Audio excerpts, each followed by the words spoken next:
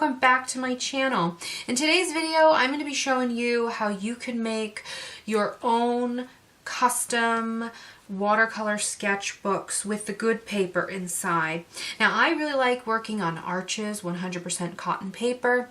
It's my favorite watercolor paper, the cold press. I also like the rough press and the hot press, and I'd like to make my own custom sketchbook that has all three in it so that I can get a lot of versatility and achieve many effects inside. But Arches, to the best of my knowledge, does not make watercolor sketchbooks or watercolor art journals. And the brands and companies that do, I've never been satisfied with their quality. So what I have in front of me is I have a couple of hardcover spiral bound sketchbooks from Strathmore. Now, I like Strathmore. I really do like their paper. I recently picked up their 500 series 100% cotton mixed media art journal, and I love it. But they only put their 500 series right now in the mixed media in a sketchbook or an art journal. They don't do their watercolor paper 500 series in an art journal. Maybe in the future, but they don't right now. So I picked up a bunch of these on clearance because my local Hobby Lobby last year had a clearance on these because they wouldn't be carrying them anymore.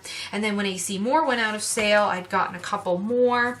This one happens to have their drawing paper inside, which I really like, and I don't think I'm going to customize this one today because I actually like this one the way that it is. But it's got this nice spiral bounding and a nice hard cover.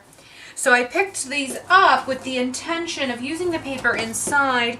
This one has black drawing paper inside, which I don't care too much for the paper, but I will be saving it.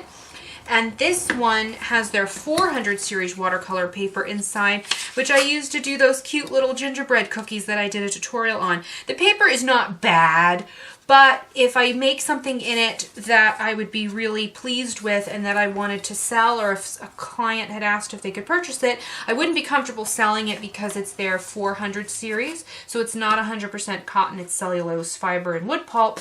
And I don't enjoy working on it, and I would not personally sell it. So I'm going to refill it with my own paper. I really like the Strathmore 500 series hot press, 100% cotton, so I'm going to be putting some of that in my new sketchbook. I like Arches cold press, Arches hot press, Arches rough press. I might put a little bit of everything in these, or I might do one book for each kind. The supplies that you will need one of these spiral bound hardcover art journals or sketchbooks. Now, don't think you have to pay a lot for these. Like I said, I got mine on sale on clearance because the store wasn't carrying them anymore. But you can always go in with a coupon and get one of their 400 series watercolor journals. And I think with a coupon, half off coupon, sometimes you can get them for like $10, and then you can use the paper inside as practice paper so you're not wasting anything. That's what I'm going to do.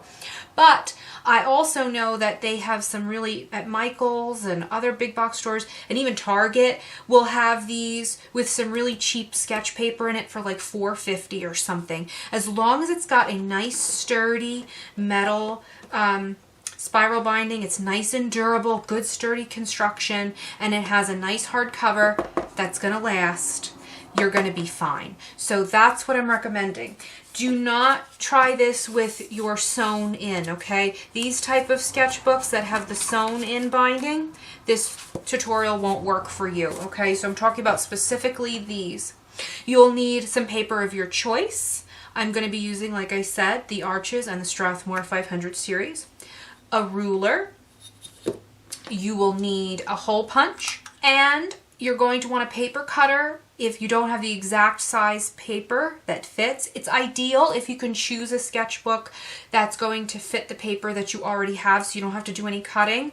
These smaller ones, I don't have any paper ideal for that, so I'm going to have to use my paper cutter or paper trimmer. But you can also use a cutting mat and an X-Acto blade if you have skills. I don't.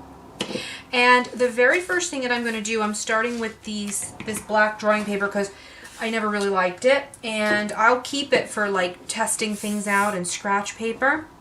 I'm just taking very gently, I'm using both sides, and I'm very gently opening this up just enough. I've already started to do that here. Both sides use two hands very gently. You don't want to really distort this thing, and open up just enough, maybe a 1/4 inch gap, just enough to get the front and the back cover off and to get the paper off. So that is step one. And make sure that your hardcover is nice and clean. Mine needs a little bit of cleaning, and that is step one. So remove the front and the back cover and the old paper. You want to get that out of there. So now that I have freed the spine, the spiral binding, you want to make sure you put it aside somewhere, and you're not going to play with this or use it as a slinky. You want to keep it in nice shape, okay? And keep track of which is the front and which is the back cover. I'm not throwing this paper away, this black drawing paper, because it's decent quality, and I'm sure I'll use it for something, but I don't really love it, but I'll use it for something. And I'm going to keep a couple spare pages, one for the front and one for the back. So that'll be the sacrificial sheet on the top and on the bottom, which you'll often see in sketchbooks. And that just protects your top pages.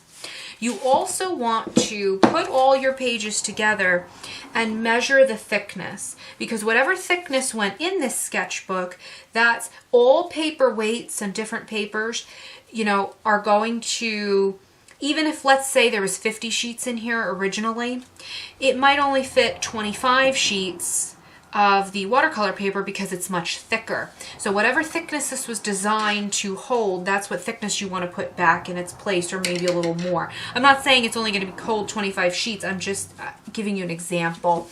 Or if you have some thinner sketch paper that you really like, although Strathmore makes the toned sketch paper in nice art journals, so you wouldn't have to do that in that instance. But if you had a thinner paper, like a sketch paper, you could probably fit like 120 sheets or something in the same place as like 40 sheets of watercolor paper. Makes sense? So you want to keep track again of which is the front and which is the back panel. You can see probably that my front panel is quite dirty. That's because I used gel pens and pastels on this paper just to test out the black drawing surface, and I ended up dirtying that front cover. So I'm going to take a little bit of alcohol and wipe that off so that it's nice and clean and good as new again. I'm also going to take one of these sheets and set it aside to use as a template for my next paper. So you'll see what I mean in a second, but set one of these sheets aside. You'll need it. All right, so I've cleaned up the front and back cover. I've got all my papers sitting out here. I have the Arches Hot Press, Arches Cold Press, which I'm going to be using to mostly fill this, Arches Rough Press, which I really like, and I recently did a review on this, so I'll link that up if you're interested. And I think that by using a combination of papers, it will really challenge me, give me a little challenge, and encourage me to grow as an artist. I also found this Arches drawing paper, which is also 100% cotton. Good quality artist paper, never comes in a sketchbook. So, and I got the cream version. I did a review on this, and I drew the Phantom of the Opera's Mask, the Gerard Butler movie version, on it, and I love this paper. Like, I seriously love this paper. So I might use this in some of my sketchbooks that I make, but I'm going to leave it out of the watercolor version. I also have these, and I'm going to bring this into the camera really quickly, but there's going to be a glare because shiny packaging, so I'm sorry. But it's the Strathmore Ready Cut Hot Press watercolor papers. These are my favorite hot press, and but it happens to be that these are 8 by 10. And the sketchbook I want to fill is 7 by 10. So the only way that I could fill it would be to cut a whole inch off the side, and I don't want to do that to my good paper. But I did want to mention, if you do not have a sketchbook that you want to disassemble, or if you can't find one really cheap wherever you happen to live, if you're buying the like ready cut type things where you have these thick cardboard inserts on the front and back, this could turn into your front and back cover. You could just punch the holes where you need it to be, and then use the spiral binding from something old that you're not using anymore. So, you know, and I'm pretty sure that that's all that these are, is just cardboard, thick heavy cardboard with like a faux leather finish on them. So you could gesso and paint these and design it to look however you want, or wrap them in paper, whatever you want it to do. And this is a great opportunity to fill one of these sketchbooks with something nice. That's what I want to do, because when I want to work on nice paper. I'm at that stage in my art career where I want to work on nice paper. I don't want to work on inferior stuff. I also picked up some black satin ribbon because I want to use that as the bookmark, or whatever you might want to call it. These don't come with that, so I'm going to use my own. And it just so happens that, being that I have the 7x10 size in both of those Strathmore art journals, that the Arches paper comes in a 10x14.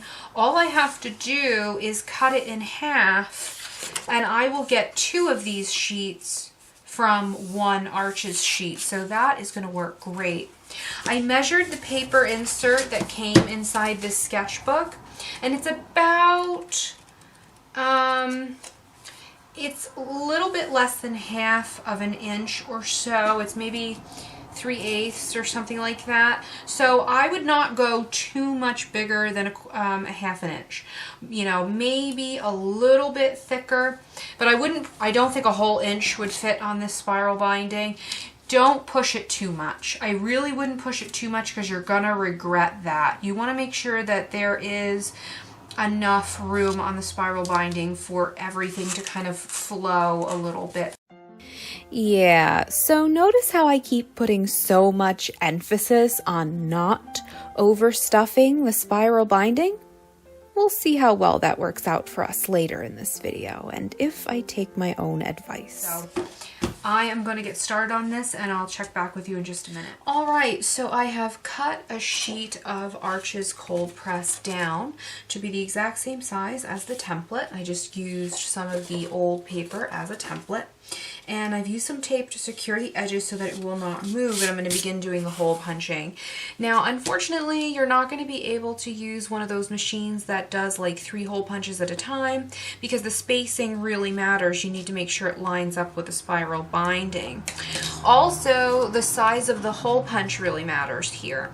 What I have here is a 1/8 hole punch, and you can see by the little indicator dot just how tiny that is. That's going to be way too small. Even if you could get the binding in there, it's not going to move freely. So I'm going to be using a 1/4 inch hole punch, and as you can see, my hole punch is round. This one is square. You can get hole punches in any shape or size that you would like. It really doesn't matter. They have heart shape, square shape, round shape. I just have a round one, and I'm not going to buy another one. Again, really doesn't matter. What does matter is that you want to make sure that you take the time to line up each of these holes. You don't want, you know, them to be all wobbly and crooked and zigzag all over the place, because then they're not going to line up. Even if you have all your cuts perfect, it's going to be all jagged and uneven in the sketchbook. So I'm going to begin, and again, I've taped this down so that it can't move, and I'm going to use the template not just as a guide for where to punch these holes, but because when you use a hole punch like this, there tends to be a little indentation on the paper, and I want to cushion the paper underneath, so that will protect that like damage to the paper. This is gonna be the sacrificial sheet that will cushion everything as well. So I'm going to begin hole punching, and if you have hand strength issues or hand pain issues, then unfortunately this project is going to be a little bit hard on you. And I'm going to just start punching the holes, lining them up as good as I can. Let go of the idea of perfect, because you're a human being and not a machine. But I'm going to do the rest of these off camera because I want to make sure that I can concentrate on doing a nice job. But just follow the guide. And like I said, you know, you don't want to have some out here and some way in there. You know what I'm saying? Just try and do the best that you can. Alright, so I just want to pop in for another little update. Here is what your finished sheet should look like. And I want to offer a couple more tips. So the first thing is make sure that you're keeping track of which side of the paper is up, because, you know, like this is the right side to be working on, this would be the back side. So make sure that while you're working, you know, you have them safe off to the side, right side up, all of the papers. And I'm reusing the same template every time, so, and the same tape, because you don't have to keep wasting your tape. I just untaped the last one, put this piece on here. As you can see, I've got some extra on the top, extra on the side. I'm just going to slip that in my paper cutter. And I'm gonna get this to be the exact same size again. There'd be a little waste, maybe a tiny scrap on each piece here, but it's really not that big of a deal. As long as all your sheets line up. So, oh, one more thing, and this is a little important. If you're gonna be doing this project and you're using your Good Arches paper, let's do it right. Use some acid-free, archival-safe artist tape, okay? Because every single thing that touches your paper has an impact. This paper also that I'm using as a template is acid-free, so I'm certain that it's okay. But this tape is not touching the front, even though it's acid-free, it's artist tape, it's safe.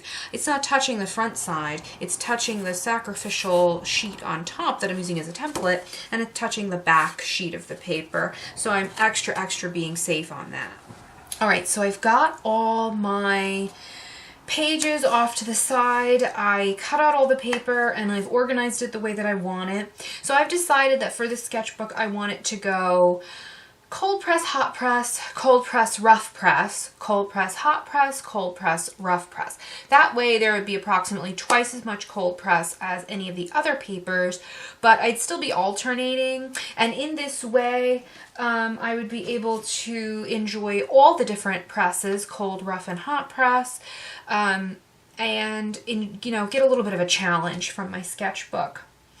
Now, one thing I did want to mention also is that at the very end, because of all the hole punching, I had a bunch of these little watercolor holes left from my hole punch, and they are just great little paper confetti. I'm not throwing these away. I've got them in this little cup because if you're a card maker or a scrapbooker, you can use these for paper confetti, little card embellishments, things like that. Off to the side, I just colored a lot of these with alcohol markers. They were my favorite method for coloring them because the ink dried super quick and I can color them any color I want when the time comes. I also tried some of the Golden High Flow acrylic. You don't need this. You could just water down any acrylic craft paint that you had. And I like that too, but I like the alcohol marker method the best because it dried like instantly. So I was able to get it done quicker. So for the spiral binding, I'm going to show you how to put this back together in the proper way. You really want to implement a little bit of a technique here to get the best result.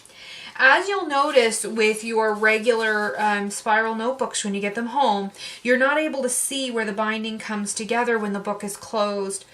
What is that on my paper there? And that is for two reasons. Number one, it looks more finished this way, but also you're not likely to snag it on anything and open up the binding again. So what you'll notice is that for the first few pages, you can't see it. You can't see where it's a nice finished look. You can't see where the binding is. If you flip all the way to the back, however, the last page, you'll see the spiral binding.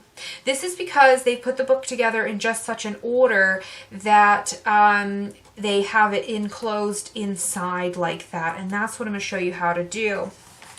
So actually, you're going to take your pages. I have them off to the side in the order that I want. And remember when I said, this would have been yesterday now for me, but like 10 minutes ago in the video, I said to you, make sure that you're putting the same thickness back into the book that you took out of it. Well,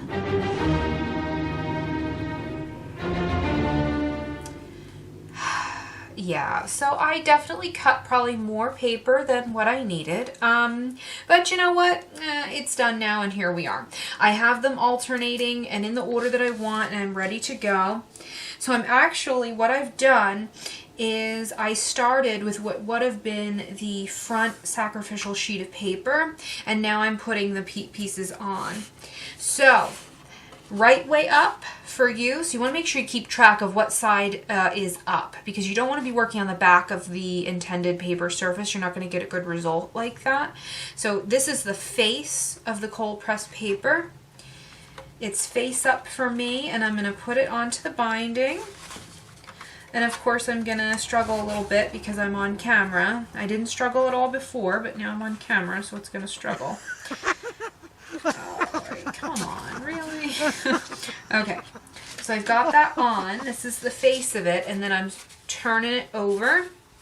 So now the face of it is underneath, and I've got the back cover that I'm resting this on right now. So I'm going to put all my pieces of paper on in this way.